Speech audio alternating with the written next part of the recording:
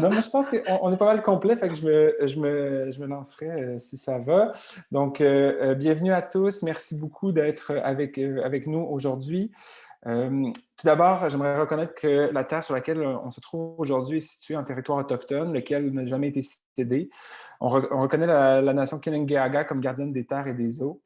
Tiohtià:ke, Montréal, est historiquement reconnu comme un lieu de rassemblement pour de nombreuses Premières Nations et aujourd'hui, une population autochtone diversifiée, ainsi que d'autres peuples y résident. C'est dans le respect des liens avec le passé, le présent et l'avenir que nous reconnaissons les relations continues entre les peuples autochtones et autres personnes de la communauté montréalaise. Donc, comme c'est inscrit sur ma photo, et ce que je vous invite à faire si ce n'est déjà fait, je m'appelle Vincent de Repentigny, je suis le directeur artistique et général de la serre Art Vivant. Et autre petite indication d'ailleurs importante, juste vous dire que ça va être aujourd'hui on va enregistrer donc la rencontre. Donc si vous n'êtes pas à l'aise et pas de problème, vous pouvez fermer la caméra, mais que cette rencontre-là aujourd'hui va être enregistrée. Donc voilà, la Serre Art Vivant, pour ceux qui ne connaissent pas l'organisme, est une structure qui accompagne les artistes émergents dans le déploiement de leurs pratiques, de la recherche jusqu'à la diffusion à travers différents programmes de production déléguée, d'événements. On produit le OFTA pour ceux qui l'ont déjà côtoyé ou qui le connaissent. Et on accueille aussi des résidences artistiques sur une base annuelle. Aujourd'hui, on est là, je suis là à titre de co-animateur avec Julie Castonguay, entre autres parce qu'on a la chance de co-organiser avec la Danse sur les routes du Québec le programme Parcours exploratoire, dont je vous reparlerai un petit peu plus tard aujourd'hui. Mais disons que ça me fait très plaisir de co-organiser aujourd'hui ce webinaire. Donc, un merci tout spécial à Pierre-David, Rodrigue et Julie et toute l'équipe de la Danse sur les routes pour cette invitation. Un merci aux invités aussi qui ont accepté de partager avec nous leur expérience aujourd'hui. Puis un merci à vous d'être présents avec nous. Donc, comme Julie vous donnera plus de détails, mais oui, effectivement, vous dire qu'il y a une période de questions à la fin, on a alloué un certain nombre de temps et qu'on prendra le temps avec vous tous de répondre pour être sûr de bien vous épauler et vous accompagner là-dedans. Rappelez également que l'objectif aujourd'hui est un peu de donner un peu les grandes lignes de l'appel à projet, puis de répondre aussi sur comment peut servir le contexte de parcours danse pour des artistes dans un contexte comme celui qu'on vit, ou entre autres, en ce moment. Voilà, donc sur ce, je repasse la parole à Julie, puis au plaisir d'échanger avec vous. Merci beaucoup, Vincent. Merci d'être là avec moi pour co-animer ce webinaire d'information à l'appel de projet de Parcours Danse 2021. Donc, je suis en poste à la co-direction depuis novembre dernier pour l'événement Parcours Danse en remplacement d'Émilie Martel, qui est partie en congé de maternité. Donc, ça me fait vraiment plaisir d'être avec vous aujourd'hui. Donc, en gros, je vais vous faire un peu l'historique de la danse sur les routes et de notre événement Parcours Danse. Après, je vais rentrer plus dans le vif du sujet, c'est-à-dire le détail de l'appel de projet, en expliquant un peu les formats, les critères de sélection, les conditions d'admission, les engagements que vous devez prendre une fois que vous êtes sélectionné et aussi quels engagements la DSR a envers vous une fois votre sélection faites. Puis ensuite, je vais aussi parler de la plateforme numérique qu'on va utiliser, puis du fonctionnement entourant toute la préparation de l'événement. Donc, pour commencer, je vais lire un peu pour être bien certaine de ne pas rien oublier. Donc, en gros, la Danse sur les routes du Québec, c'est un organisme dont la mission est de travailler étroitement avec les artistes, les agents, les compagnies et les diffuseurs pour propulser la danse et soutenir sa vivacité auprès du public. Avec son très grand réseau de membres et de partenaires, la DSR cultive de nombreux terreaux. On participe à des concertations, on offre des formations, de la promotion, du développement de marché, on offre de la médiation artistique, on s'assure de la bonne circulation des informations, on a des collaborations stratégiques au Québec, au Canada et à l'international. Pour Parcours Danse, donc en 2002 a eu le premier Parcours Danse. Ça a été un événement qui a été fait sur 3 jours en collaboration avec SINAR et l'Agora de la danse et la Fondation Jean-Pierre Perrault. Depuis 2012, donc Parcours Danse est devenu une biennale, puis c'est aussi cette année-là qu'elle s'est ouverte à l'international.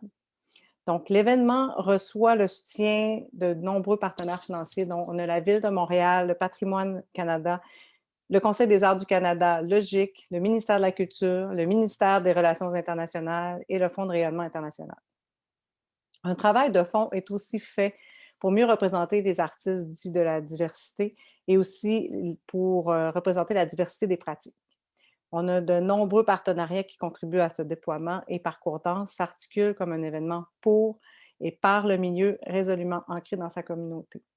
La dernière édition de la Biennale Parcours Danse a eu lieu en 2019 et ce fut la plus grosse édition avec 500 participants provenant du Québec et de l'étranger, une présentation de 52 créations et la présence de 67 diffuseurs du Québec, 35 du Canada et 57 provenant de l'international. Et ensuite, il y a eu notre fameuse pandémie. Donc, quelques mois après le début de la pandémie, on a décidé de procéder à une vaste consultation, une consultation de notre comité consultatif, de notre conseil d'administration. On a fait un sondage aussi auprès de nos membres pour savoir qu'est-ce qu'on allait faire avec notre prochaine édition. Et donc, il a été décidé à ce moment-là que Parcours Danse 2021 serait entièrement virtuel.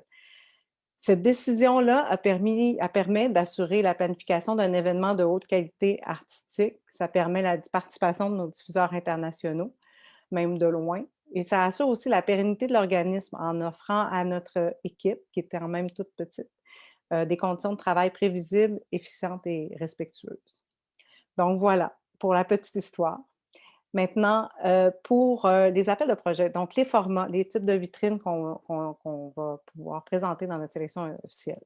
Donc, bien que le format numérique, on le sait tous, n'est pas l'idéal pour présenter des arts vivants en général, on s'est quand même engagé à présenter 15 vitrines en sélection officielle. Donc, soit 3 intégrales, 8 extraits et 4 conférences démonstrations. Ce n'est pas énorme en comparaison à la dernière édition, on s'entend, mais on pense que c'est quand même mieux que de ne rien présenter et d'annuler l'événement.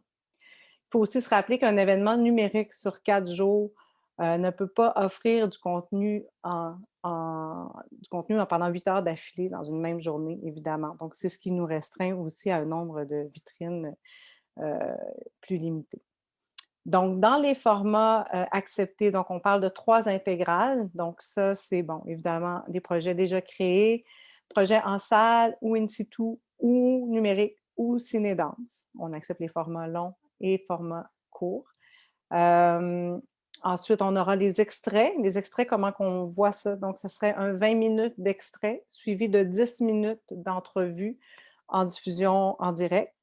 Donc, les extraits, c'est évidemment des projets qui ont été déjà créés ou qui sont en création. On parle encore de projets en salle ou in situ ou numérique ou ciné-danse. Et des échanges avec les participants et avec l'animateur ou l'animatrice durant la diffusion en direct, durant les 4 jours de la Biennale. Et ensuite, nos conférences démonstrations qui sont un peu semble-t-il, notre marque de commerce à Parcours Danse, qui s'est très appréciée aussi, très excitant. Donc, si on parle ici d'un projet déjà créé ou en création, encore une fois, in situ, numérique ou ciné-danse ou médiation culturelle. Donc, c'est un exposé animé, interactif autour d'un spectacle ou d'une création en cours avec des présentations d'extraits avec technique légère. Si dans les catégories que je viens de vous nommer, votre spectacle pour vous, votre projet pour vous ne s'accorde pas avec un de ces formats, vous pouvez toujours l'inscrire dans Autres en évidemment précisant pourquoi pour vous, ça ne s'applique pas aux offres de formats précédents. Je passe donc aux critères. Donc, la sélection des projets qui vont être diffusés en sélection officielle va se faire par l'entremise d'un comité de sélection formé de 4 personnes représentant des artistes et des diffuseurs. En gros, les critères d'évaluation du jury vont être la cohérence artistique du projet, la capacité à expliquer clairement le propos artistique, et évidemment le potentiel de tourner au Québec, au Canada ou à l'étranger. On va tendre au maximum à refléter un équilibre entre les genres, les formes de danse et les enjeux d'équité. Et sachez aussi que pour faciliter l'évaluation de certains dossiers artistiques, on va probablement faire appel aussi à des spécialistes, au besoin. Les conditions d'admission au dépôt de projet. Donc, pour déposer un projet, ce qu'il faut remplir comme condition. Donc, on doit être membre de la Danse sur les routes pour l'année 2020-2021, donc en ce moment. être un ou une chorégraphe ou une compagnie reconnue par son milieu et par ses pairs, avoir son siège social au Québec ou sur les territoires autochtones de cette province. Les projets sélectionnés devront répondre aux normes sanitaires en vigueur au Québec le jour de la captation. Des projets qui ne répondent pas aux normes sanitaires seront acceptés, mais devront fournir leur propre captation. Les dossiers peuvent être déposés en français ou en anglais. Les formulaires sont traduits aussi dans Zone Festival pour l'application. Cette année, on ne demande aucun frais pour le dépôt des projets, mais on n'offre aucun cachet, bien évidemment, pour la présentation du projet. Sur demande, la DSR peut fournir de l'accompagnement aussi à la présentation, dans la préparation des dossiers. Et si jamais un de ces critères représente un enjeu d'équité ou un enjeu d'accès, bien, je vous invite à communiquer avec moi pour en discuter et trouver des solutions. Et pour terminer, bien, il faut compléter évidemment le formulaire avant la date butoir qui est le 11 avril à minuit moins une.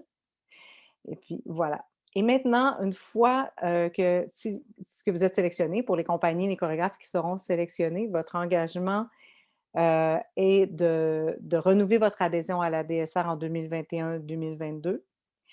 Être disponible pour la captation de votre projet en fonction de l'horaire que l'on vous fournira. Ça, je vais en parler un petit peu plus longuement tout à l'heure. Il faut inscrire au moins un représentant du projet à Parcours Danse à la prochaine édition au tarif régulier. On est encore dans l'évaluation budgétaire qui va nous permettre d'établir ce tarif-là précisément parce qu'on veut le diminuer au maximum tout en ne diminuant pas la qualité de l'événement. Fait qu'on est vraiment dans cette analyse-là en ce moment. Donc, on va vous revenir, vous allez avoir accès à l'information bientôt. Sinon, après la sélection par le jury, la DSR va établir en collaboration avec les artistes, les compagnies sélectionnées, la capacité, le niveau d'adaptation du projet en vue de la captation et aussi selon les ressources disponibles là, de part et d'autre, évidemment. De notre côté, à la Danse sur les routes, bien, on s'engage à organiser un événement éco-responsable qui s'inscrit dans une démarche de développement durable. On s'engage à honorer et à respecter les spécificités culturelles des pratiques artistiques, à faciliter l'évaluation des dossiers artistiques par des pairs culturellement représentatifs, offrir des services dans un esprit d'ouverture, d'écoute, d'autonomisation et d'autodétermination des artistes autochtones et issus de la diversité ou visés par des enjeux d'équité. Et évidemment, on s'engage à participer au développement des pratiques artistiques ainsi qu'aux efforts de changement du secteur. Maintenant, je vais vous parler un peu de la plateforme. Alors, depuis novembre dernier, que je fais un travail d'analyse de ce qui se fait sur le marché. Inutile de vous dire qu'il y a énormément de plateformes de diffusion numérique en ce moment qui ont vu le jour puis qui voient le jour. Il doit en avoir une par jour qui naissent, là, je dirais. Donc, j'ai décidé, vu cette grande offre qui s'offrait à moi, de m'établir des critères, en fait, en collaboration avec notre comité puis la DSR.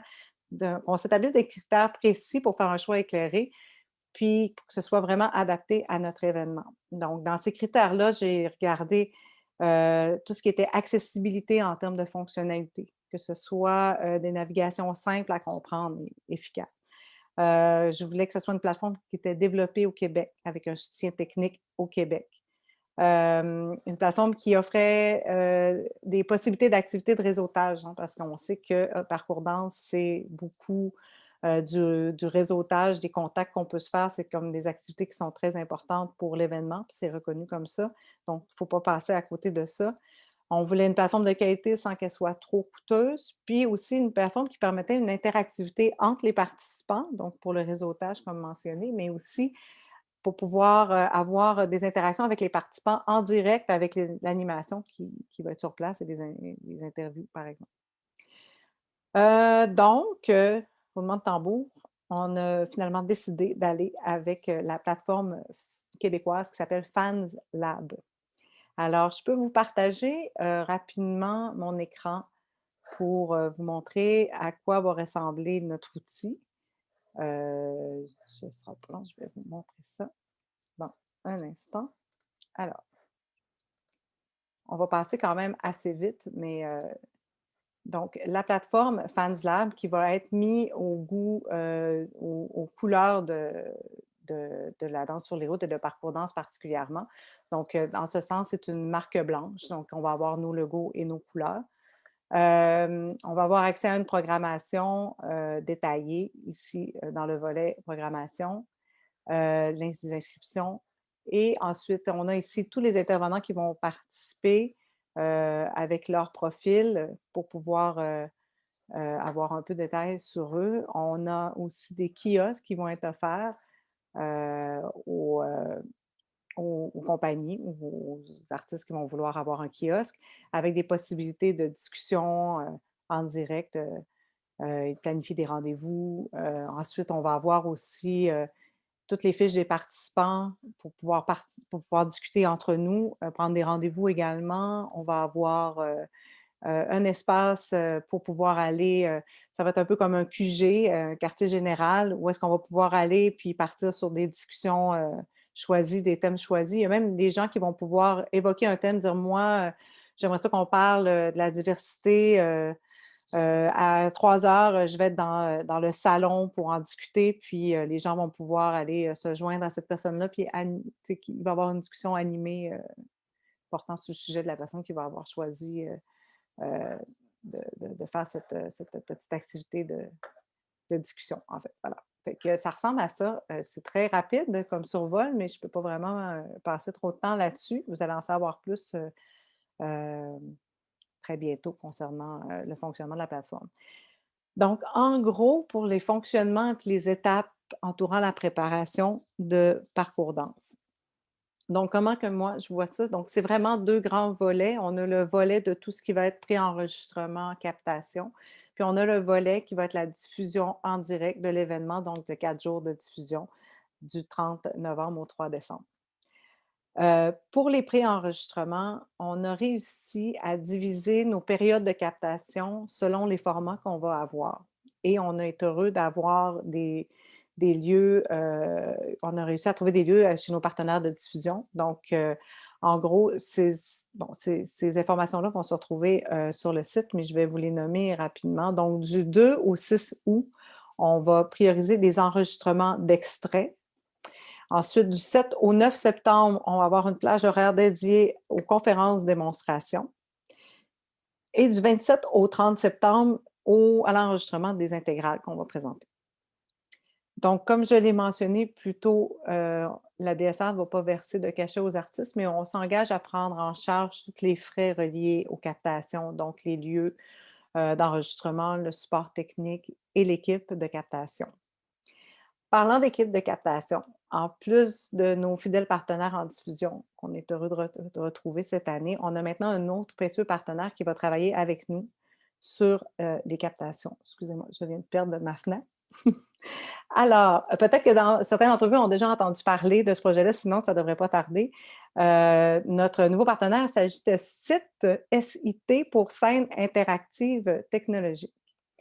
SIT est composé d'artistes, de concepteurs et de théoriciens de la scène qui mettent en commun leur expertise au profit du virage numérique du spectacle vivant.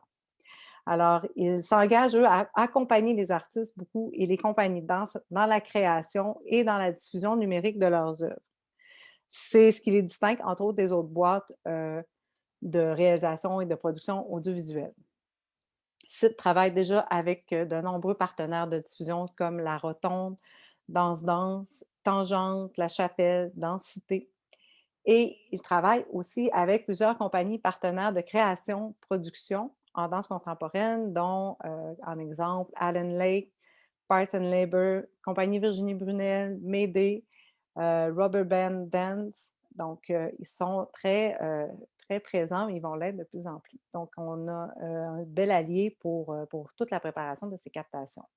Donc, pour les préparer, justement, ces captations-là, on va organiser, c'est sûr, une rencontre avec chaque compagnie ou chorégraphe pour bien planifier les enregistrements. Donc, on va faire une rencontre avec le réalisateur qui va être représentant de site et notre équipe de production et notre équipe technique.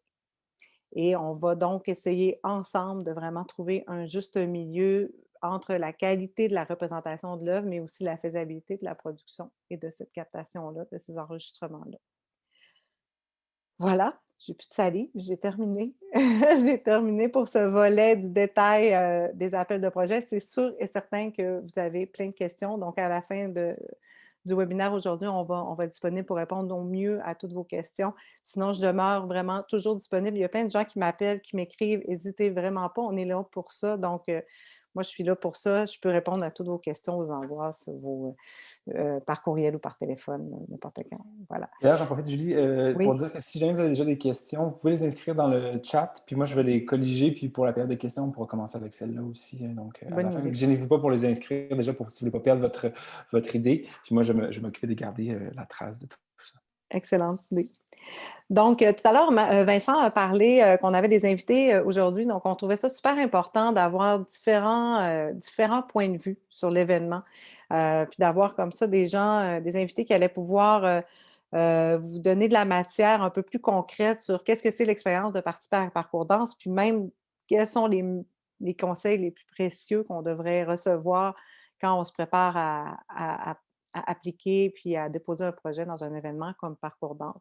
Donc, on a aujourd'hui avec nous, entre autres, Émilie Gauvin, qui est adjointe à la direction générale et artistique du théâtre Gilles Vigneault.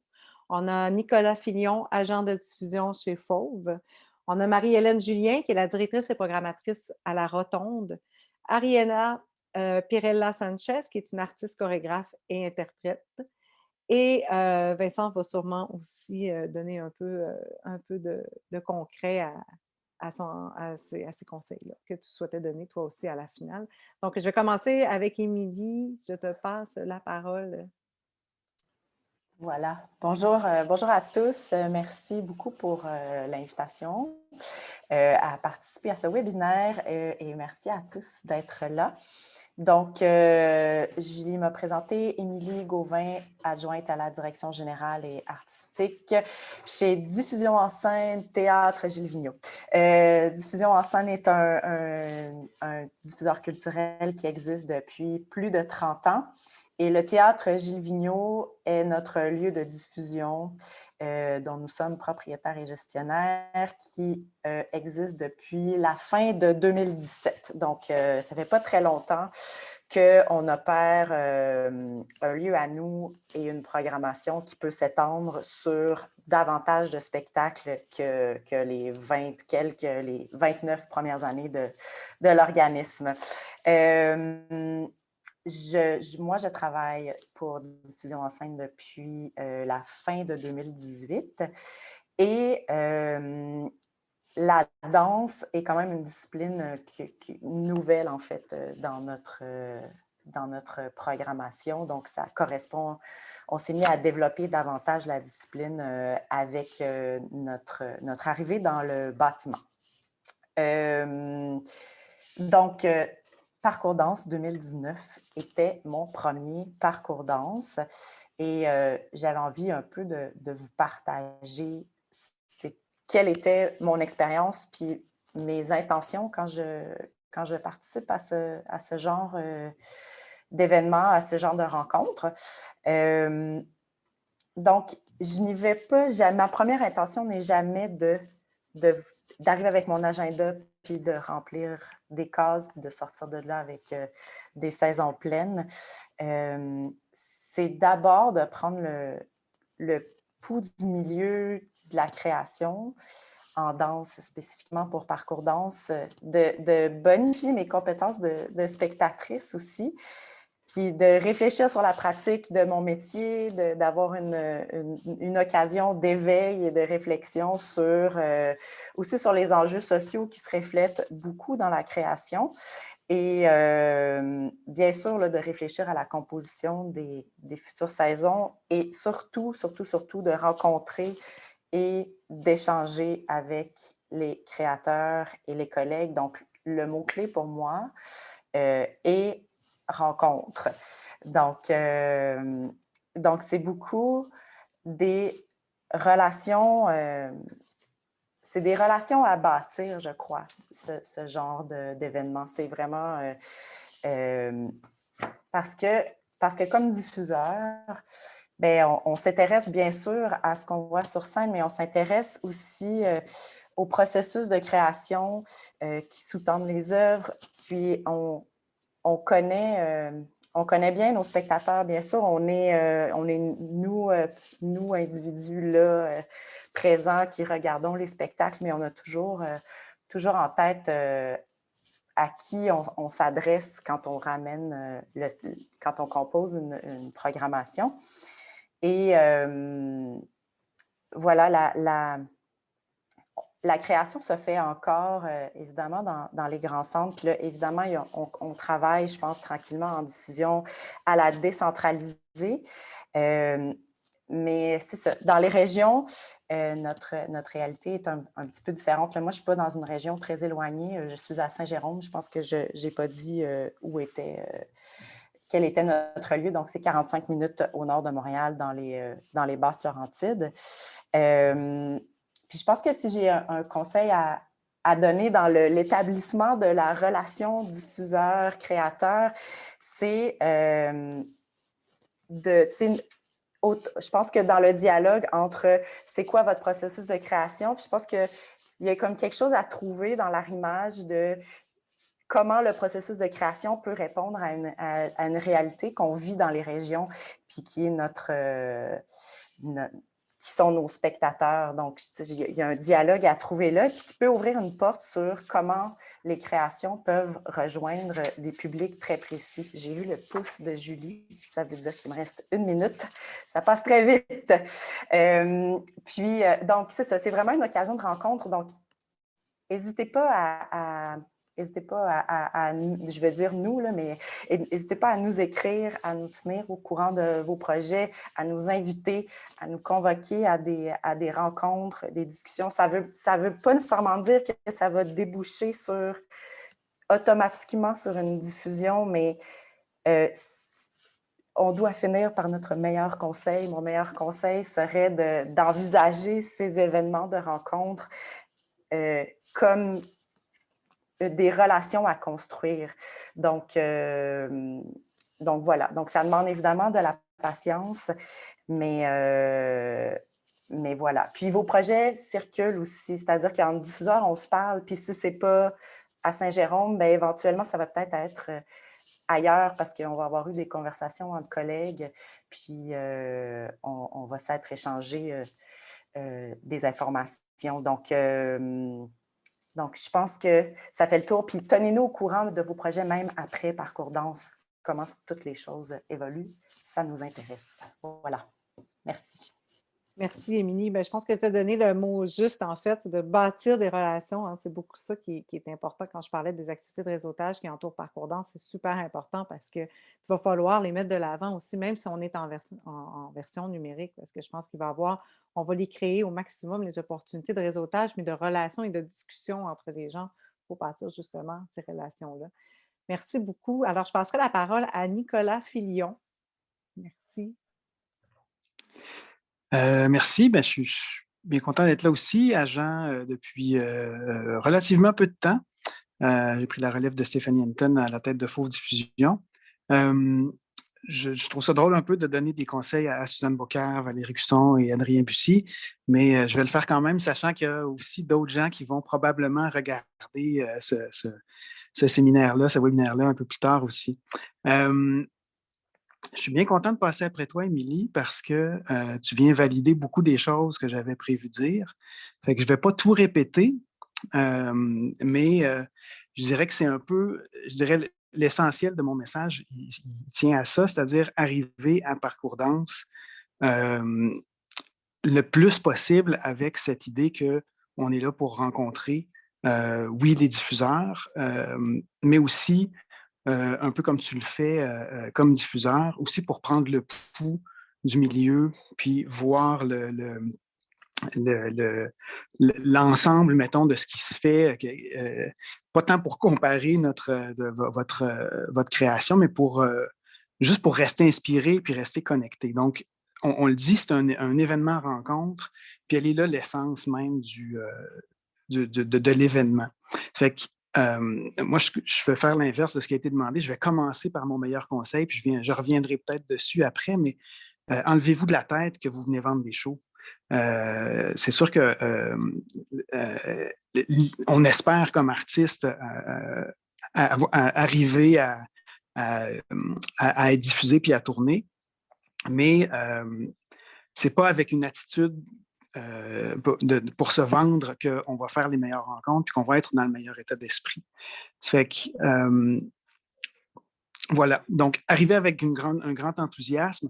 Assurez-vous de participer le plus possible à tout ce qui se fait pendant cet événement-là. Donc, allez voir les shows, allez voir les conférences, asseyez-vous à côté de gens que vous ne connaissez pas, prenez la chance un peu de faire des rencontres tout au long de ces événements-là, parce que c'est au fil de ces rencontres, des fois chance meetings, qu'on dit en anglais, que vous pouvez faire des belles découvertes. Puis maintenant, je vais vous dire de faire l'inverse aussi, c'est-à-dire de vous assurer d'être préparé à votre événement. Donc, les listes des participants qui vont être là sont diffusées en général quelques temps avant. Étudiez-les, regardez qui est là. Autant que possible, allez voir les sites, essayez de vous familiariser autant que possible avec les programmations des diffuseurs qui seront présents, puis de vous poser la question comment je fit dans cette programmation-là? Est-ce que j'aurais de l'allure, moi, au Théâtre Gilles Vigneault? Est-ce que mon show, est-ce qu'il y a une chance que mon show se rende chez ce diffuseur-là? Pas tant pour ne parler qu'aux gens chez qui vous espérez être diffusé, mais pour savoir à qui vous vous adressez, puis pour savoir un peu comment votre travail pourrait s'inscrire dans le paysage. Parce que c'est pas vrai qu'il faut absolument que ça ressemble à ce qui a été déjà présenté dans un théâtre en fait, que ça vous prend un peu cette ressemblance-là pour être diffusé. C'est pas vrai. Des fois, il y a des programmations qui sont très, très variées aussi.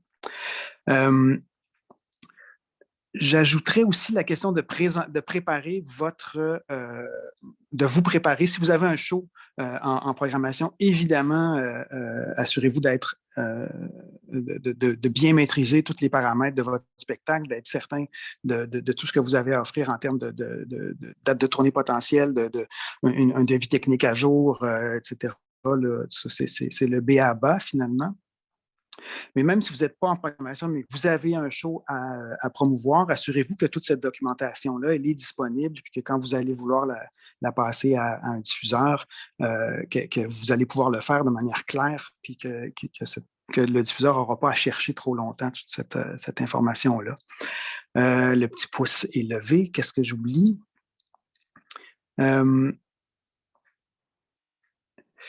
Ça, je l'ai dit, être précis dans vos approches. Quand vous approchez quelqu'un, oui, assurez-vous aussi d'envoyer le plus de courriels, pas en masse, mais précis et pertinents aux interlocuteurs qui sont intéressants ou qui vous semblent intéressants.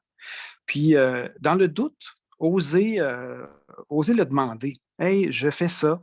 Il me semble que ça pourrait rentrer dans votre programmation. Est-ce qu'on pourrait se parler pendant Parcours Danse? » Puis, je me suis rarement fait sortir à coups de pied avec une attitude comme ça, finalement. Donc, oser poser des questions aussi. Ce serait peut-être à la place de mon meilleur conseil, un petit conseil qui peut être intéressant à garder comme un joker dans votre poche. Assurez-vous de poser des questions aux diffuseurs aussi sur eux, sur leur programmation, sur leur réalité, leur public, parce que vous allez en apprendre beaucoup, vous allez voir. Puis finalement, au final, la raison pour laquelle vous êtes là, c'est pour permettre à votre spectacle de rencontrer son public. Puis ben voilà, le diffuseur, il est un entremetteur entre vous et votre public. Je pense que j'aurais fini là, Julie. Merci, c'est des super conseils. Donc, évidemment, si je fais un petit recap, il y a toute cette préparation-là qu'on pense avant, qui est la préparation de ses œuvres, la préparation de soi-même, mais aussi la préparation dans ce que tu dis, dans la recherche des gens qui vont être là, qui vont être présents, pour être capable de cibler aussi les rencontres et aussi la préparation avant, mais aussi le suivi après. Tu sais, toi, tu parlais aussi avant, c'est-à-dire solliciter des rencontres, mais le après aussi, tu sais, de prendre note des gens qu'on a rencontrés, de les relancer, de recommuniquer avec eux après le parcours danse. Je pense que c'est important Oui, parce c'est un que ça élément continue très... dans le temps, tout ça, tu sais, puis il ne faut Ouais. pas... c'est un élément essentiel qu'on a souvent tendance à oublier. J'ai souvent discuté avec les artistes, puis c'est tellement long, ça vaut la peine, fais-le. Oui, vraiment. Merci, c'est très, très apprécié. Merci beaucoup. Je passerai la parole maintenant à Marie-Hélène Julien de La Rotonde. Bonjour tout le monde! C'est vraiment chouette de vous voir dans cet espace aujourd'hui et de parler de cet événement Parcours Danse. On a déjà hâte, c'est quand même quelque chose. Évidemment, c'est ça. Moi, je suis directrice et programmatrice à La Rotonde, à Québec. La Rotonde, qui est le seul diffuseur spécialisé en danse au Québec, hors région de Montréal. Ce qui nous donne un mandat assez particulier, c'est-à-dire d'essayer d'endosser cette espèce de rôle de plaque tournante pour les tournées de spectacles au Québec, parce qu'il y a beaucoup de spectacles, évidemment, qui vont partir, par exemple, de Montréal, puis on souhaite, évidemment, que ces spectacles-là puissent se rendre jusqu'à Gaspé.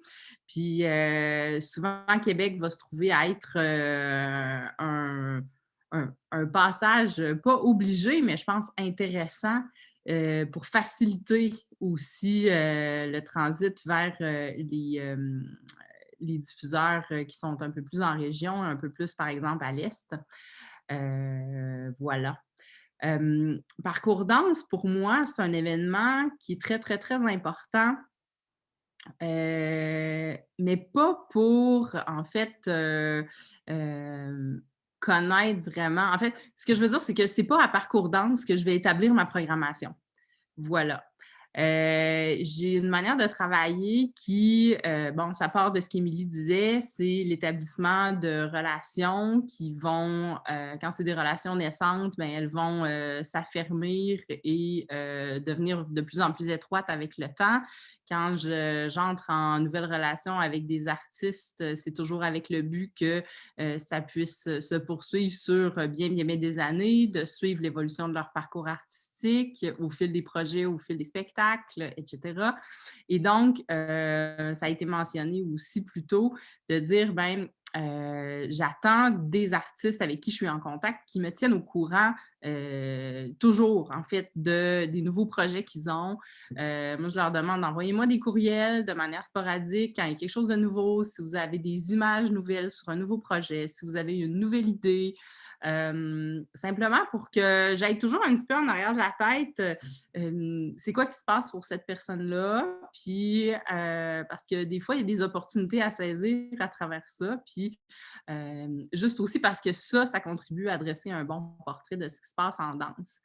Maintenant, évidemment, quelque chose qui est crucial aussi, je parlais du mandat de La Rotonde comme un peu du rôle de plaque tournante dans les tournées québécoises, mais évidemment, le gros du travail qu'on fait en programmation, on le fait en concertation avec les autres diffuseurs aussi partout au Québec.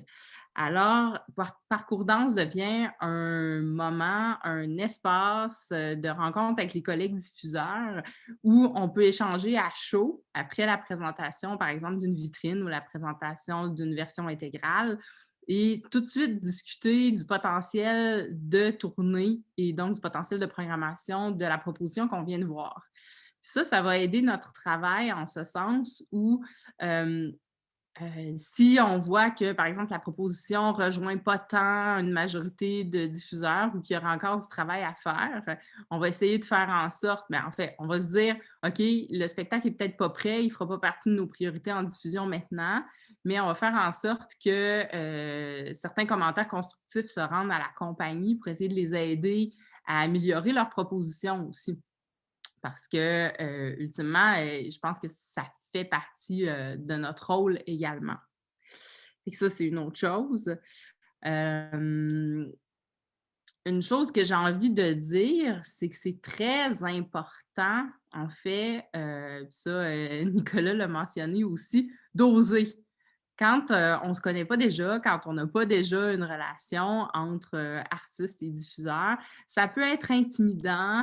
Vous pouvez être gêné puis penser qu'il y a comme une barrière aussi à respecter ou je ne sais trop, mais il faut toujours tendre une perche.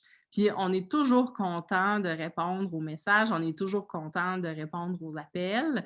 Puis le pire qui puisse arriver, c'est qu'au moment où ce contact-là va se faire, ça ne sera peut-être pas le bon moment, mais soyez assurés que la demande va être considérée puis qu'on va essayer de trouver le bon moment ensemble.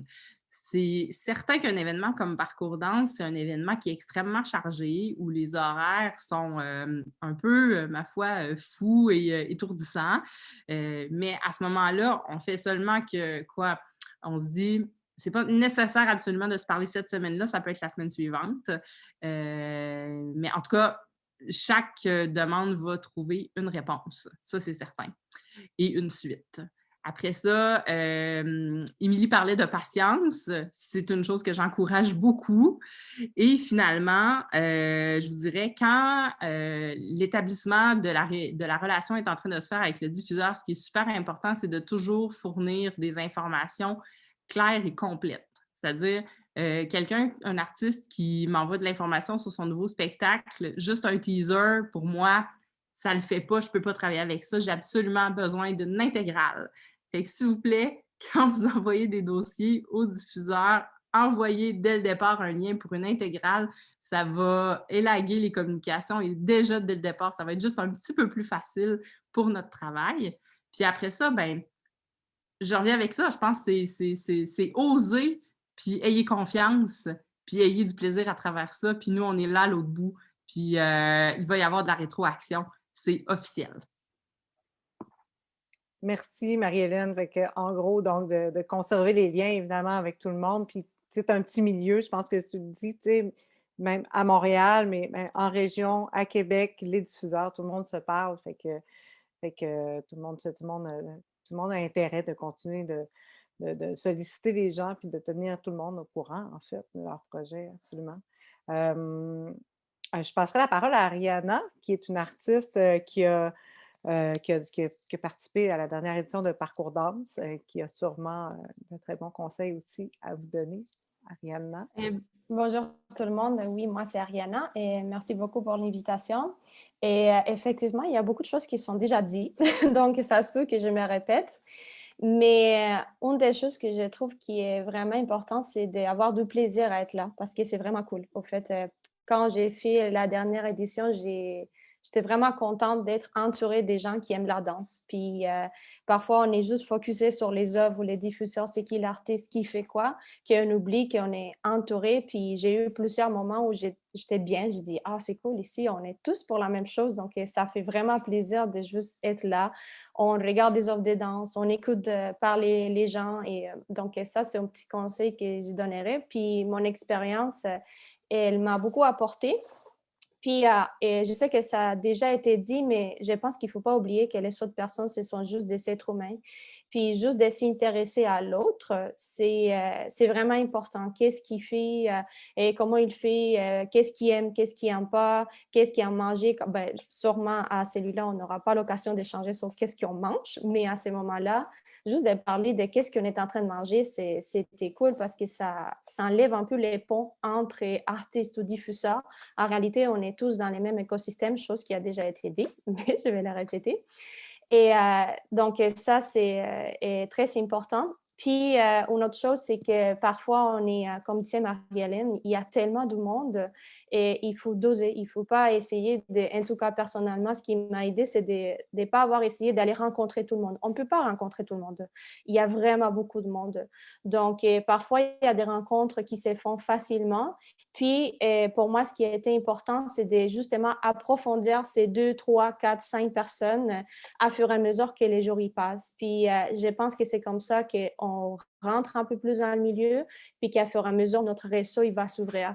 Parce que si on est trop éparpillé, on va faire juste connaissant un tout petit peu de chaque personne, tandis que si on traîne ou on parle avec 5 personnes pendant 4 ou 5 jours, bien, il y a un lien qui va se faire plus fort, puis cette personne, il va pouvoir te recommander à l'autre ou l'autre personne à l'autre. Donc, ça, c'est un conseil qui est important. Puis, évidemment, d'être vrai, de qu'est-ce qu'on fait, puis le dire avec l'écart comme on les fait. Et je suis sûre et persuadée que tout le monde, ce qu'il fait dans l'art, il le fait avec l'écart. Donc, tout simplement les partager et d'une manière assez simple, de ne pas essayer d'avoir une démarche hyper complexe ou de la faire super complexe. De juste être simple, j'ai fait ça, j'ai le fait de cette manière.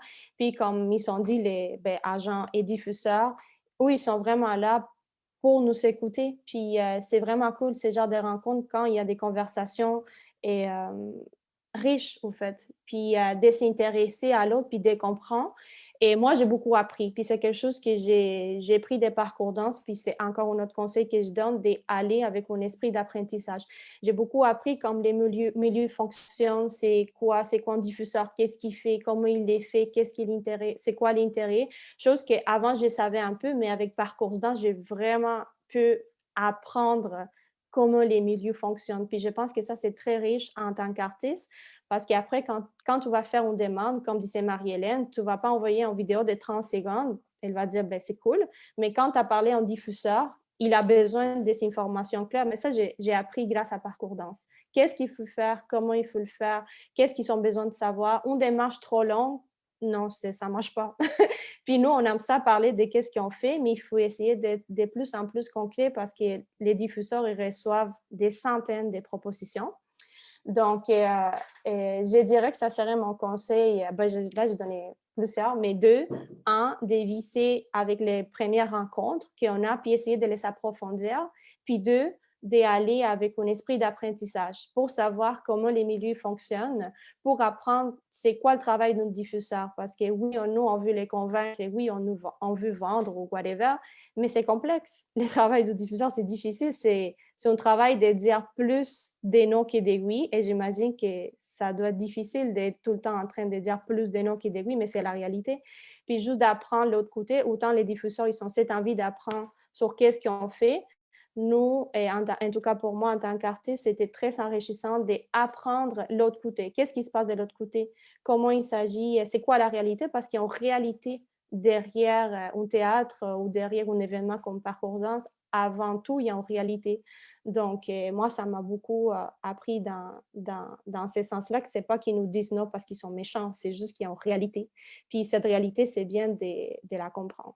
Donc, j'ai vu le plus, ça fait 30 secondes, donc j'imagine que c'est bon. C'est tout bon. Merci. Merci, Ariana. Donc, vraiment, d'y aller, comme tu dis, donc avec un esprit ouvert, puis de partage, de connexion.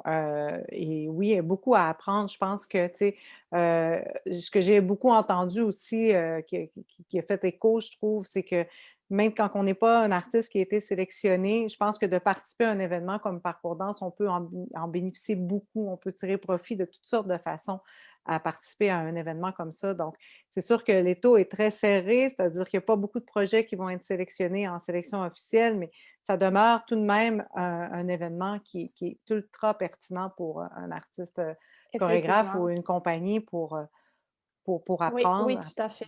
Oui, on apprend, puis en réalité, on crée des relations qui, je me rends compte plus le temps y passe, de tout ce qui m'a apporté Parcours Danse. Je n'étais pas sélection officielle, mais il y a beaucoup de choses qui viennent des Parcours Danse. Et autant, puis ça, c'est aussi quelque chose d'important, il y a eu des rencontres avec des diffuseurs, mais je collabore maintenant avec des artistes que j'ai rencontrés à Parcours Danse. Donc, ça, c'est aussi quelque chose qui est important en tant qu'artiste, de trouver des futures collaborations. Oui, c'est plus Parcours Danse, c'est plus diffuseur-artiste, mais il y a aussi des rencontres avec d'autres artistes qui, en tout cas personnellement, ont été très enrichissants. Donc, ouais. Oui, absolument. Je suis bien d'accord avec toi. Ben, merci beaucoup. Je vais passer la parole donc à Vincent pour terminer ces partages enrichissants des expériences de tous et chacun. Merci beaucoup, Julie. Donc, plein de choses très, très pertinentes. Nous autres, en 2019, donc en préparation de Parcours Danse, on a réfléchi avec l'équipe de la DSR à justement beaucoup de choses qui ont été nommées aujourd'hui, et ce qui nous a amené à bâtir ce qu'on appelle le parcours exploratoire. Malheureusement, donc malheureusement et heureusement, nous on est très très heureux de ça. La sélection donc pour le parcours exploratoire est complétée. D'ailleurs, j'en profite pour saluer les gens qui ont été pris. Donc Bérénice Dupuis, Elisabeth Crispo, Mathéo Chauchat qui est avec nous aujourd'hui, Jessica Sofia Lopez-Garcia, Sébastien Cossette-Mas qui est aussi avec nous aujourd'hui, Ourmalas, Philippe Despelto, Citali Germé-Trévino, Charles Brécard et Marie-Denise Béthez qui vont être cette deuxième cohorte du parcours exploratoire. Et l'objectif derrière ce parcours-là était en fait de mieux comprendre le fonctionnement d'un événement comme Parcours Danse, de briser cette idée de la barrière que Marie-Hélène a nommée, qui peut être intimidante aussi, ça, des fois, briser la solitude, puis je suis très content, Ariana, que tu nommes cette dimension-là, parce qu'effectivement, il y a, bien sûr, dans la relation avec le diffuseur, mais aussi entre artistes, quand on se retrouve dans un contexte comme celui-là, les rencontres potentielles, les échanges, les conversations peuvent aussi nourrir votre pratique. Donc, je nommerai pour un peu clore ce segment certains éléments qui, pour nous, dans le parcours exploratoire, ils sont hyper importants, mais je pense que ça s'applique aussi si c'est votre première participation à Parcours Danse, peu importe que vous en fassiez partie ou pas. Donc, c'est un regard sur la pratique de l'artiste. Donc, de pouvoir côtoyer toutes ces propositions-là, de voir les différentes performances et différentes propositions, c'est une bonne façon de comprendre l'écosystème dans lequel vous vous situez. Et ça, c'est hyper important après quand vous approchez aussi d'autres partenaires potentiels, mais aussi d'autres artistes. La valeur des interstices, donc on l'a nommé plusieurs fois, mais les discussions d'entre deux, la petite conversation qu'on fait où on pense qu'il n'y a pas vraiment d'impact, mais ces rencontres-là ont une valeur primordiale. Et nous, on dit toujours, il y a une dimension où on se donnait comme objectif de parler à un certain nombre de personnes que vous ne connaissez pas par jour.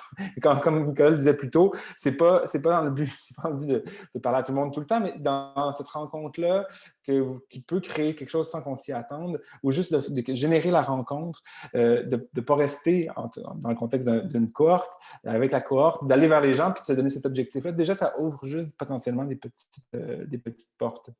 C'est tout un travail d'alliance aussi qui peut avoir des impacts sur les projets que vous sous-estimez ou que vous n'imaginez même pas. C'est-à-dire que des fois, on pense qu'on parle d'un projet, puis finalement, ça a un impact sur le deuxième ou le troisième projet qui s'en vient. Mais c'est cette petite graine-là qui va germer dans un contexte comme Parcours Danse qui est importante, puis qui peut donner des répercussions sur le long terme, que vous soyez vraiment dans la sélection officielle ou pas.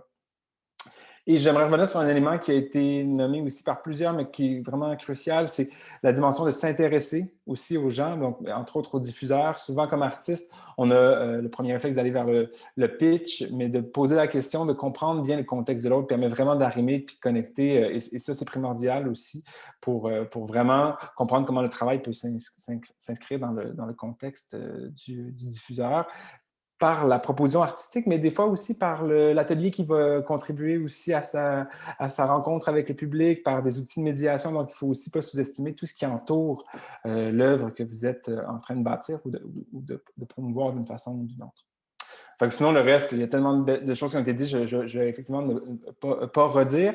Si jamais il y en a qui hésitent, tout ça, puis qui pensent au parcours exploratoire, je vais vous dire que pour nous, c'est une initiative qui est récurrente aussi. Donc, si ce n'était pas votre chance cette fois-ci, parce qu'on a eu beaucoup de belles candidatures, c'est quelque chose qu'on va quand même continuer. En tout cas, c'est notre désir, je crois, de poursuivre cette expérience-là pour les prochaines éditions. Absolument, merci Vincent. Donc, en gros, de garder en tête qu'on est vraiment, puis je trouvais ça beau quand tu disais ça, je pense que c'est Ariana qui disait ça, c'est qu'on est tous à la même place pour la même chose. Ça, c'est quand même assez magique aussi dans le cadre de Parcours Danse. Fait que cette espèce d'énergie-là qui est particulière à l'événement qu'on m'a souvent nommé, c'est ce que je vais essayer de reproduire. Bien, moi, je ne prends pas tout sur mes épaules, mais avec l'équipe, c'est ce qu'on va essayer de reproduire au maximum, même si ce caractère froid-là du virtuel puis de l'éloignement avec l'écran, mais d'essayer de garder ça le plus humain malgré tout, le plus humain possible. Pour conclure par rapport à la préparation, il ne faut pas oublier qu'aussi à la DSR, on offre un micro-programme de formation qui peut être très, très aidant pour les artistes, les chorégraphes, les gens qui désirent développer leur marché et leur façon de faire. Donc, juste un rappel des formations qui s'en viennent. On a le 29 avril une formation qui va porter sur les réseaux de diffusion en France. Évidemment, c'est un large réseau, puis ce n'est pas à négliger parce qu'il y a beaucoup de nos compagnies ici au Québec et d'artistes qui sont représentés et diffusés souvent en France aussi. Alors, je pense que ça risque d'être très intéressant. On a aussi le 7 mai, s'initier à l'usage des métadonnées pour améliorer la découverte de vos spectacles. Donc, ça va être, j'imagine, un atelier peut-être un peu plus technique, mais ça semble très intéressant également. Et enfin, une autre formation que je suggère fortement, c'est rédiger son texte promotionnel qui va être offert le 26 mai, qui risque aussi d'être très intéressant parce que, évidemment, ce n'est pas parce qu'on est un artiste qu'on est toujours capable de bien exprimer qu'est-ce qu'on a derrière notre tête, derrière nos idées créatives. Fait que je pense que ça va sûrement offrir des outils très pertinents par rapport à la rédaction comme outil promotionnel. Donc, moi, ça fait le tour. Je ne sais pas si mes invités ou toi, Vincent, avez des choses à rajouter avant qu'on passe à la période de questions, mais j'ai de mon côté tout dit. Moi, si je J'ai peux, je Pierre ferais. Dav- Oui, Oh, vas-y, Nicolas. Oui, vas-y. je réalise que moi, j'avais préparé des choses par rapport à vraiment le contexte spécifique de la rencontre en virtuel. Puis je ne les ai pas dites, mais, parce que j'ai manqué de temps, mais si jamais dans la période de questions, on veut revenir là-dessus, ça vaut la peine. Puis ça a un impact aussi sur tout ce qu'on a dit avant par rapport à la possibilité de rencontre. Il y en a moins en virtuel, effectivement. Mhm.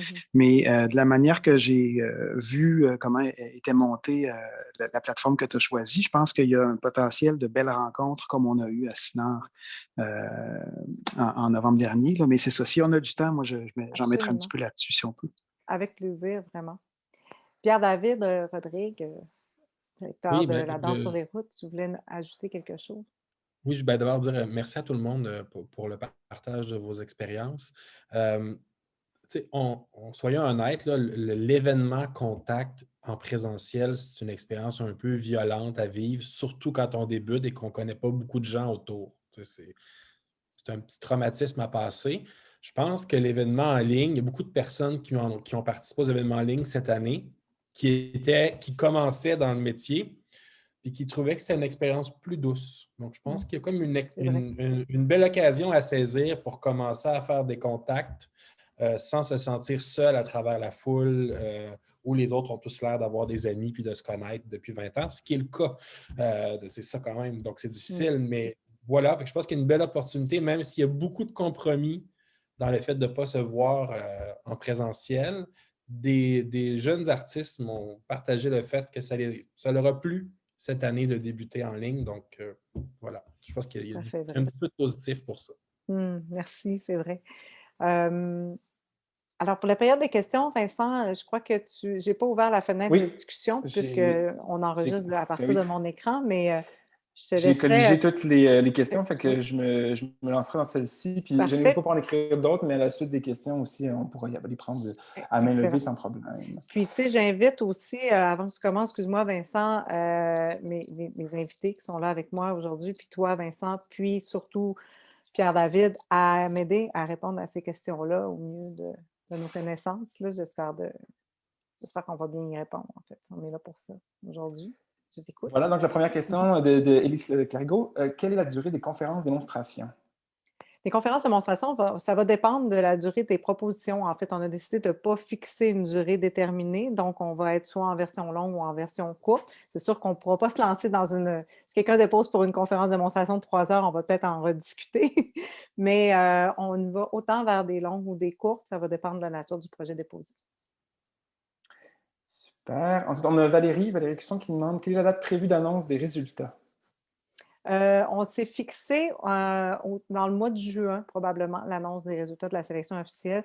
On a notre comité de sélection qui va délibérer dès la fin de dépôt des projets, de la date limite, évidemment.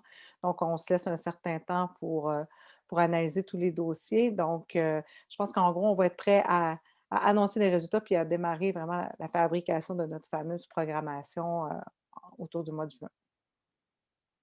Excellent. Ensuite, on a une question de Chantal, de Résonance. Est-il possible de fournir nos propres captations même si la pièce est conforme aux normes sanitaires?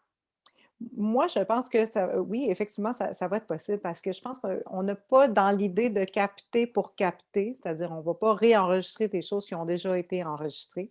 Par contre, on ne l'a pas mis évidemment dans nos critères de sélection, puis on veut laisser la place au jury de faire leur propre opinion par rapport à la pertinence de ce type de captation-là qui sera déposée pour présenter à des diffuseurs, puis qu'on arrive vraiment à avoir un point de vue juste sur la nature de l'œuvre avec la captation qui a déjà été faite. Donc, le jury va en délibérer, mais oui, effectivement, on est ouvert à avoir des dépôts de captation déjà faits dans le passé. Excellent, merci. Ensuite, on a, c'est une question de Suzanne, il y en a une qui recoupe celle de Bérénice. Donc, est-ce qu'il va y avoir possibilité de présenter des offs? Puis donc, en même temps, la question, est-ce qu'il y a un appel à projet pour les offs? Et si oui, quel matériel faudra-t-il fournir et quelles seront les modalités? C'est ma prochaine étape, en fait, dans la préparation de tout ça. On n'est pas encore statué sur est-ce que ce sera sous appel de projet ou non.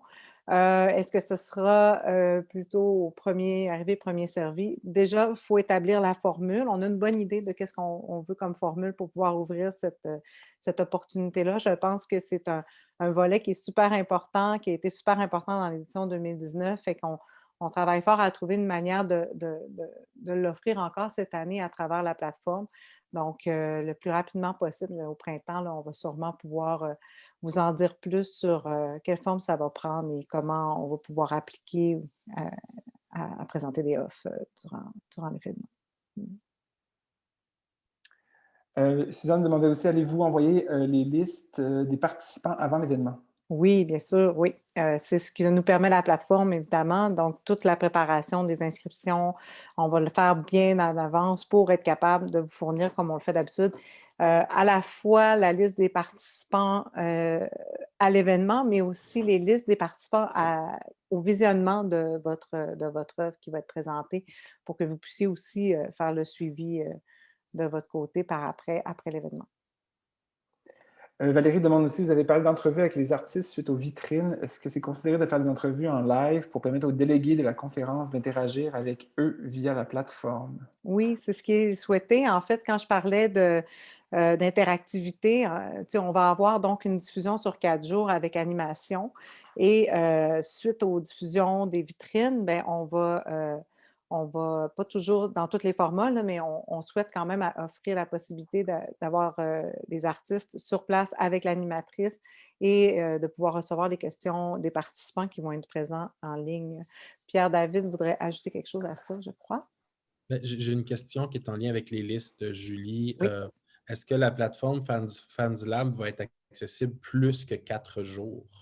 Donc, combien de temps on va pouvoir avoir accès au site et au contenu? Nous, ce qu'on souhaite, en fait, dans le choix de la plateforme, je ne l'ai pas nommé dans les critères, mais c'était aussi un critère qu'on avait en tête, c'était que la plateforme soit disponible un peu avant et un peu après la période de diffusion pour, la préparation, évidemment, et les inscriptions de tout le monde avant, mais aussi après pour permettre aux diffuseurs qui n'auraient pas pu assister à toutes les vitrines de pouvoir revisionner le contenu et continuer aussi, ce qu'on parlait tout à l'heure, l'après-parcours danse, continuer les contacts qu'on a avec les gens, qu'on a fait avec les gens, mais ça va être possible de le faire via la plateforme pendant un certain temps. Donc, on se disait peut-être, même jusqu'à la fin janvier 2022, on pourrait garder la plateforme active pour ces participants pour qu'ils puissent continuer de faire leurs contacts, de discuter avec les gens qu'ils auront rencontrés. On a une autre question d'Élise. Donc, quelle est donc la différence entre les extraits avec entrevue et les conférences démonstration? C'est qu'il n'y a pas d'entrevue avec les conférences? Non, parce que normalement, dans la conférence comme telle, il y a beaucoup de matière d'explication qui est donnée déjà. Donc, je pensais plutôt de garder les entrevues après les extraits.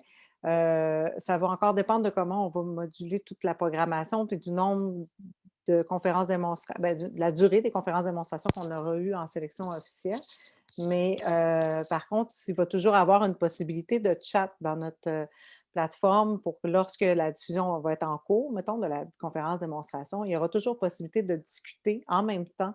S'il y a des gens qui veulent poser des questions, on va inviter évidemment les artistes d'être en ligne au même moment que leur projet est présenté pour répondre aux questions en direct sur la plateforme, mais pas nécessairement d'entrevue avec l'animation.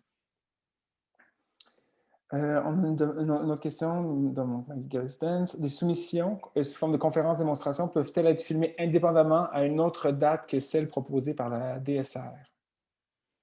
Bien, nous, malheureusement, on est limité beaucoup à ces dates, comme on a mentionné plus tôt. Les formats et les dates ont été fixés avec des périodes de disponibilité dans nos réseaux avec nos partenaires diffuseurs. Par contre, s'il y a des artistes qui veulent déposer une conférence de démonstration puis qui veulent la filmer eux-mêmes et la faire eux-mêmes, c'est évidemment possible de le faire aussi. Mais pour nous, de retrouver un espace de diffusion, de redéplacer l'équipe de site en dehors de ce qu'on a déjà fixé, malheureusement, ça va devenir... Mais je pense que la façon que je le comprenais... Oui.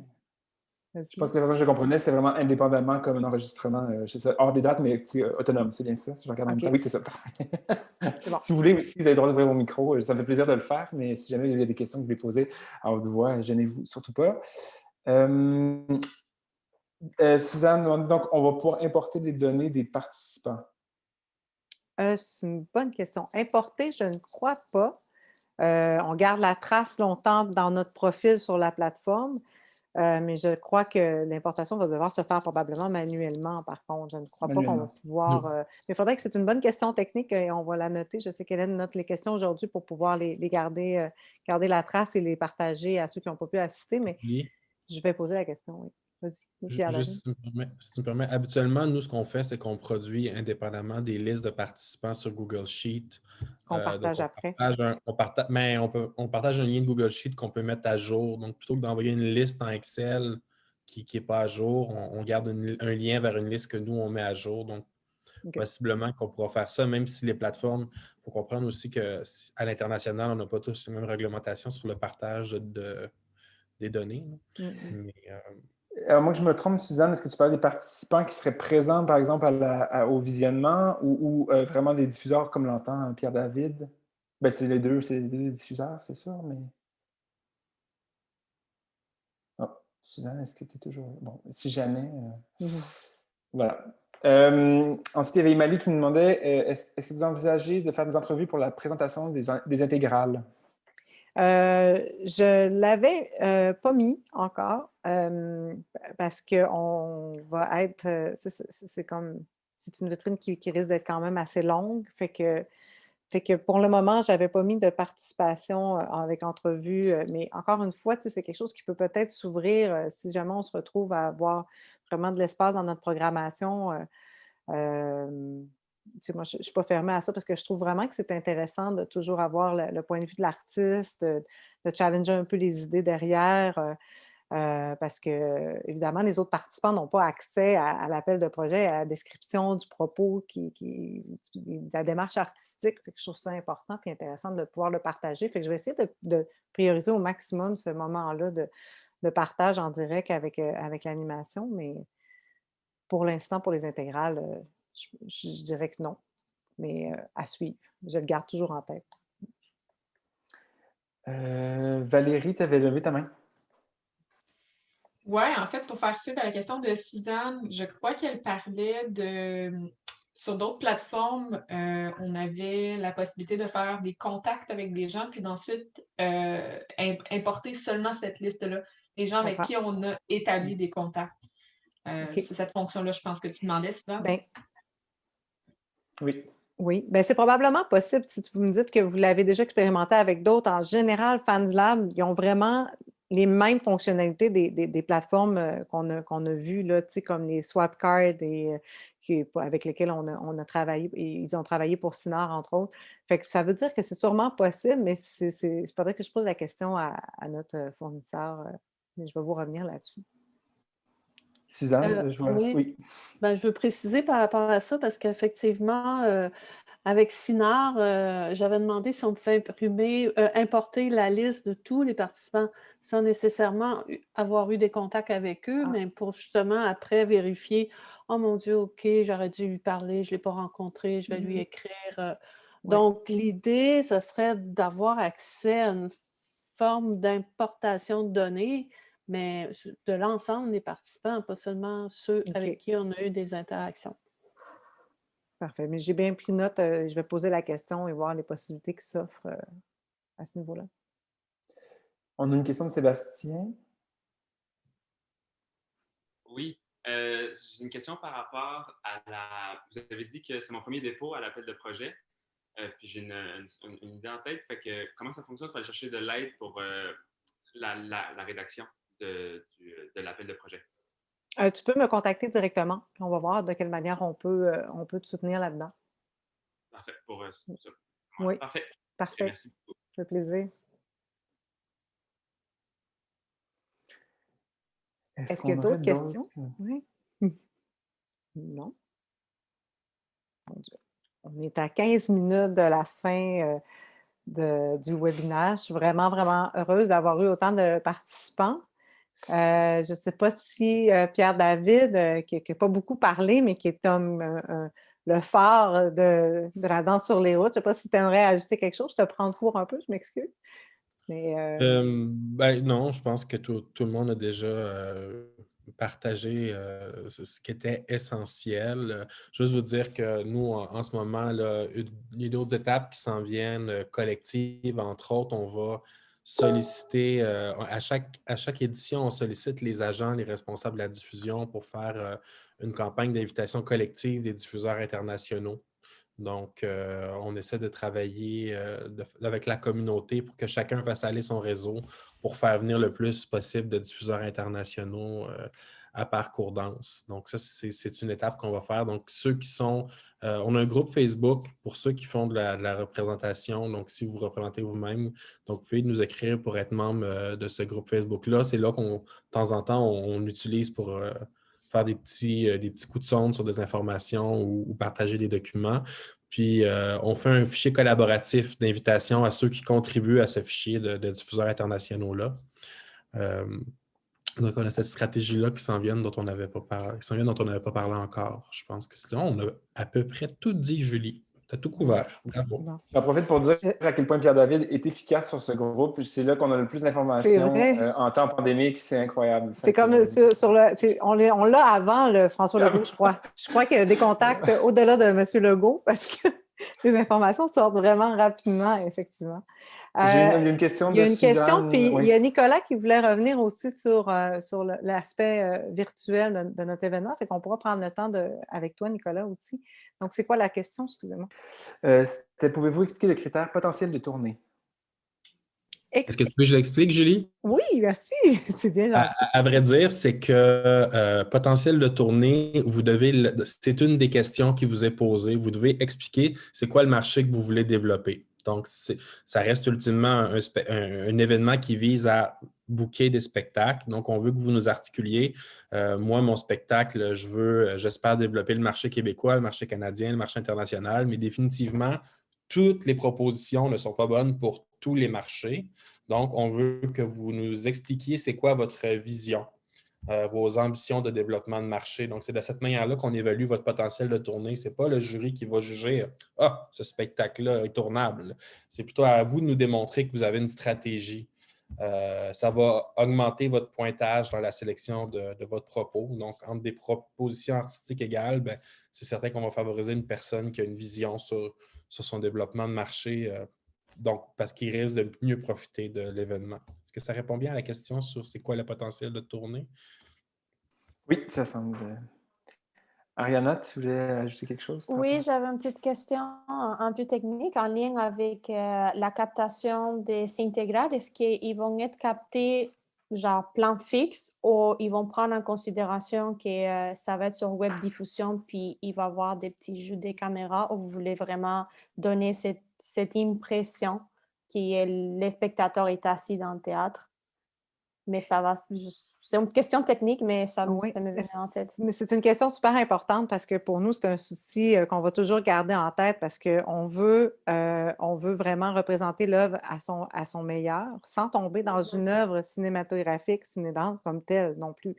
On va travailler de très près avec chaque artiste pour trouver le bon équilibre entre les deux.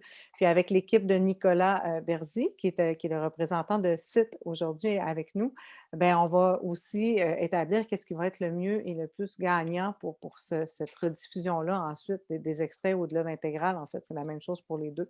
Fait que de toujours garder en tête qu'on est en train que ce n'est pas cet extrait-là qui va servir à vendre le spectacle, dans le sens où ce n'est pas une œuvre en soi, c'est l'œuvre qui est cachée derrière, mais qu'on s'adresse à des diffuseurs qui sont capables de se faire le point de vue de qu'est-ce que ça donne une fois que tu es en salle. Parce qu'on ne pourra pas tomber non plus dans de la grosse post-production avec du montage, avec, c'est pas réaliste non plus avec les délais qu'on a et les frais que ça coûte. Oui. Non, je suis tout à fait d'accord, mais j'avais la question parce que parfois, quand c'est juste plat, tout le long, ça perd même l'aspect des immersions, on veut dire. Mais justement, je suis tout à fait d'accord, c'est pas le ciné-danse, mais il y aura des jeux possibles. Donc, oui, puis merci. j'ai pas envie qu'on en discute avec chaque artiste et chaque compagnie le matin même qu'on va se mettre à tourner. Là, ça va être un travail qu'on va faire en amont pour sécuriser tout le monde, puis pour en même temps conscientiser aussi les autres, les artistes et compagnies de notre réalité, mais de trouver vraiment une façon de tout le monde s'entendre pour qu'on Parfait. tout le monde Merci. soit content. C'est super important. Si je peux ajouter, la plupart des diffuseurs à qui on a posé la question nous ont dit qu'ils préféraient avoir le moins d'interventions possible de caméras en disant « c'est mon métier, je regarde à l'année longue des captations fixes de qualité très moyenne. Donc, ce n'est pas un avantage pour moi d'avoir une vidéo très montée. En ayant quelques caméras, ça va permettre de donner des plans, donc des perceptions de spectateurs dans la salle, mais ça va rester quand même la ligne, une intervention de réalisation légère, en considérant qu'on s'adresse à un public professionnel. Ça ne s'adresse pas aux spectateurs. Super, je comprends. Merci, Pierre-David. On a une autre question de Chantal qui était: est-ce que la danse-théâtre est autorisée? La danse-théâtre. C'est une bonne question. Je Pierre-David? pense que rendu là, ça va être au jury d'apprécier le spectacle parce que, tu sais, on a des spectacles de danse qui sont si peu dansés et qui sont tout de même de la danse. Donc, ne vous empêchez pas de déposer. Non, mettez dans « Autres » et expliquez pourquoi, tout simplement, mais effectivement, il y a tellement de choses qui changent au fil du temps et surtout en ce moment dans les approches. Je pense qu'on est super ouvert à tous les types d'approches. Le spectacle, un bon exemple, c'est Hidden Paradise qui a été à la fois programmé en théâtre et en danse. Hein. Les diffuseurs ont choisi, selon leur saison, de le programmer d'une manière ou d'une autre. Donc, c'est un spectacle qui aurait pu être accepté dans le parcours danse. Super. Ça Merci. fait le tour. Alors, je vais passer la parole à Nicolas. Nicolas, on aurait un genre de 9 minutes, mettons 8 minutes, disons, pour pouvoir avoir un petit mot de la fin. Si tu veux aborder la question du virtuel. Heureusement, ça a été fait après. Après toutes nos interventions, on l'a quand même vu beaucoup. Puis une chose est sûre, c'est que ça dépend beaucoup de la plateforme qui est choisie. Puis c'est peut-être une évidence, mais ça vaut peut-être la peine de le dire. Mais autant on a suggéré de se familiariser avec la liste puis avec les interlocuteurs qu'on va avoir. Il y a une petite learning curve quand on arrive sur une nouvelle plateforme. Puis ça peut être long avant qu'on se familiarise avec tous les outils, mais ça vaut la peine de les connaître. Puis quand une plateforme fonctionne bien, on peut vraiment en tirer parti presque aussi bien qu'une rencontre en personne, finalement. Puis c'est sûr que c'est moins le fun d'être devant son écran toute la journée versus de courir d'un théâtre à l'autre, mais ça vaut la peine quand même de participer beaucoup aux différents événements, puis de voir qui est là, d'entendre les interventions des gens. Ça fait que même pour quelqu'un qui ne connaît pas encore, c'est vrai. J'étais content d'entendre ce que Pierre-David disait par rapport à l'approche soft versus se jeter dans le bassin de la rencontre live. Ça veut dire qu'il y a des gens quand même qui ont réussi à en tirer profit, même s'il n'y avait pas d'interlocuteurs qui connaissaient déjà.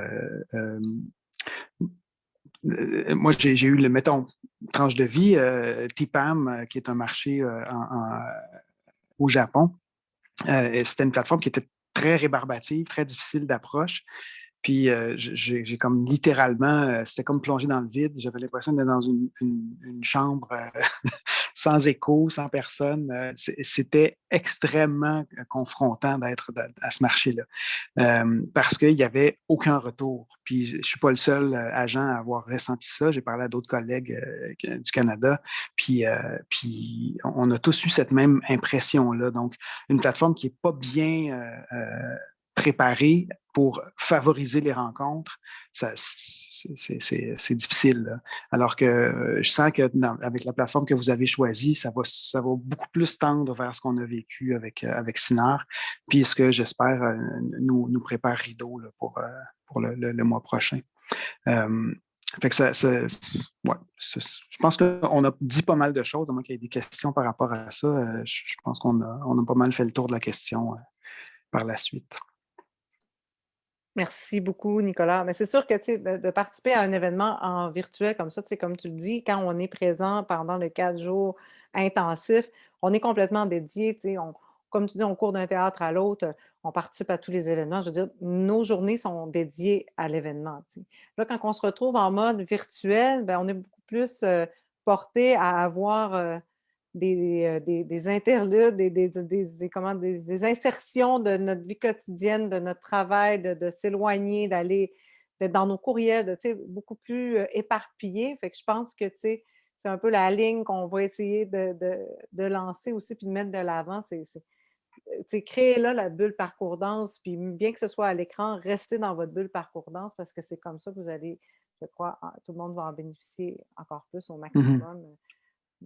Mais ce que tu dis est vrai aussi pour nos interlocuteurs, c'est-à-dire que je pense que ça vaut plus la peine encore, mais autant la peine que dans les événements, rencontres en personne, de préparer ça longtemps d'avance, de prendre contact dès que possible avec les diffuseurs avant. Puis, je pense que c'est Marie-Hélène qui l'a dit, se donner le droit de repousser après l'événement, puis de prolonger finalement le moment rencontre autour de ça, parce que c'est intense 4 jours. Puis on fera pas autant, on n'en profitera pas autant si on ne se permet pas de déborder de toute cette période-là. Absolument. Excellent. Ben, je trouve que ça a été vraiment une belle rencontre. J'ai l'impression d'avoir couvert beaucoup de points. Fait que je pense que c'est assez complet. La diffusion, en fait, l'enregistrement de ce webinaire-là va être disponible en ligne. Je suis en train aussi de finaliser avec notre cher comité, ma chère équipe de la DSR, toute la Bible, les règlements entourant l'appel de projet, mais l'événement aussi. Il y aura aussi un guide du participant qu'on va mettre sur pied pour aider les gens à se familiariser avec la plateforme aussi. Un guide du participant plus technique, de comment bien se mettre à la main la plateforme et en bénéficier pleinement. Fait que ça aussi, ça va venir avec le temps. Mais voilà, Vincent, je te laisse le mot de la fin. Merci tout le monde. Ça, c'est cruel. Merci à tous. Merci d'avoir été là. C'était super de vous entendre. C'était des excellentes questions. Puis, c'est quelques mois encore devant nous, mais on a bien hâte de tous se retrouver, je pense, dans le contexte de Parcours Danse. Bonne journée. Merci, Julie. Merci à tous. Merci, Vincent.